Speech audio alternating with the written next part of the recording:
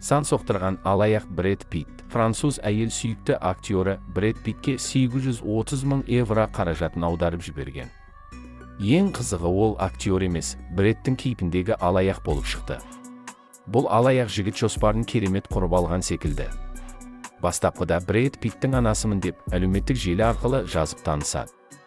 Кейіннен жасанды интеллект арқылы актердің өзі болып сөйлесіп, француз әйелге сыйлықтар мен гүлдер жіберіп көңілін аулайды. Ең сорақысы, басы айналып қалған әйел миллионер күйеуімен ажырасып, Брэд Питтке тұрмысқа шығамын деп жоспар құрған.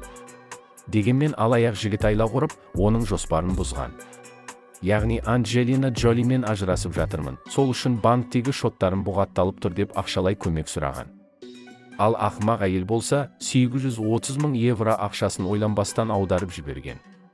Кейінірек жаңалықтардан Брэд Питтің басқа бір қызбен көңіл қосқанын көріп, алданғанын бірден байқайды. Өкінішке орай, бұл уақытта кеш болған. Қазір Анна есімді француз әйел күйзеліске түсіп ауруханада жатыр. Бұдан шығатын қорытынды: ешқашан әлеуметтік желі арқылы танысқан адамға сене қалмаңыз. Қазір жасанды интеллект арқылы бәрін жасауға болатынын ұмытпауыңыз керек. Сақ болайық достар. Біздің арамызда да алаяқ Брэд Питтер жүрген болуы әбден мүмкін.